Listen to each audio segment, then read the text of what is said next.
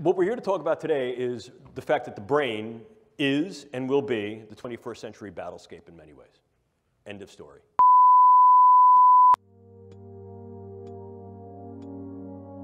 You will encounter some form of neurocognitive science that has been weaponized not only in your military career, but in your personal and professional lives. It is valid, valuable, and already in operational play. The brain is the current and future battle space. What's new about this is the in-close nature of this. Increasingly, we're not seeing these things as weapons of mass destruction against gross aspects of the population. More specifically, perhaps, might be targeting individuals on a level that allows either direct attribution or covert engagement with non-attribution. If we talk about what brain science is, let me just give you a little bit of brief background on this field that is now called neuroscience. As a titular field, as a named field, neuroscience has only been in existence for 40 years. I know that because I've been a neuroscientist for about 38 of those 40 years. Increasingly, it is becoming an international, multinational, global, and independently exercised event and endeavor, which increases the capability of the brain sciences to develop not only new theories, but ever more sophisticated tools. So, how then can we use these elements as weapons? Means of contending against others. Formal definition of a weapon, probably the one that you've heard about most recently, most contemporaneously in the literature, is the possibility to use some form of directed energy to affect physiology peripherally and also to affect the physiology and health of the brain. Case in point here, U.S. Embassy personnel in Havana and possibly in China. Clearly, one of the things we can also do is transcranial neuromodulation, the idea of going through the skull to modulate the node and network activity of the brain, to implant certain brain-machine interfaces. These are many of the DARPA programs that you may hear of now. Probably the one that is most notorious is something called the N3 program, which is the non-invasive neurosurgical neuromodulation program being run by their program manager, Dr. Al Mundi.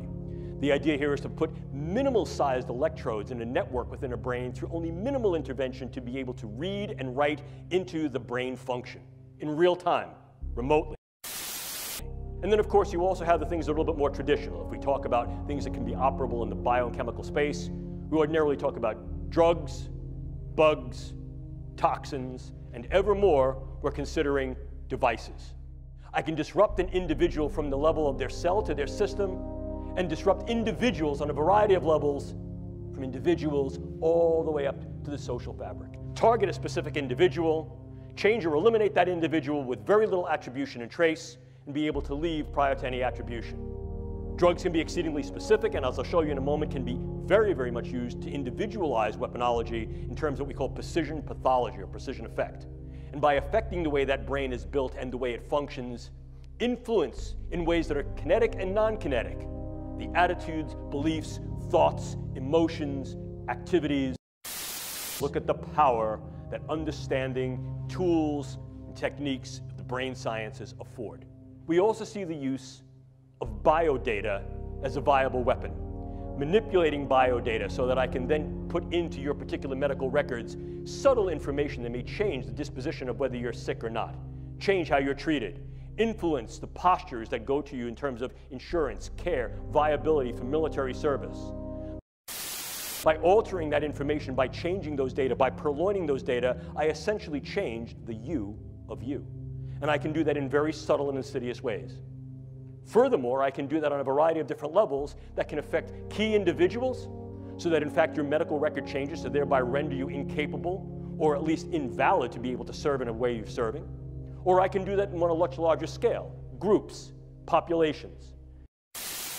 One of the newest developments is that nanoparticulate matter can be stabilized for distribution. If you're not aware of what nanoparticulate matter is, it's that matter which exists on a scale of 1 × 10⁹ very, very small, smaller than a cell. And we can manufacture materials that have discrete properties that can be controlled by virtue of bioengineering and their physical chemistry.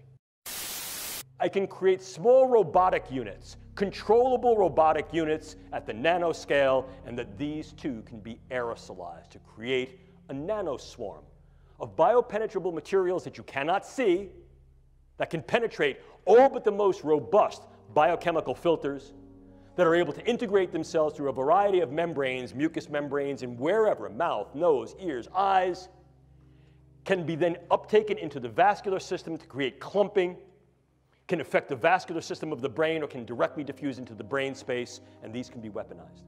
And they can be done in such a level that their presence is almost impossible to detect, and as such, the attribution becomes exceedingly difficult to demonstrate. We've come to the precarious position of opening the proverbial can of worms of if, how, in what ways, to what extent, and when these techniques and technologies will be used in weaponized intelligence and national security agenda. Are civilian ethics even viable any longer? And if we engage military ethics, what military ethical principles will we engage?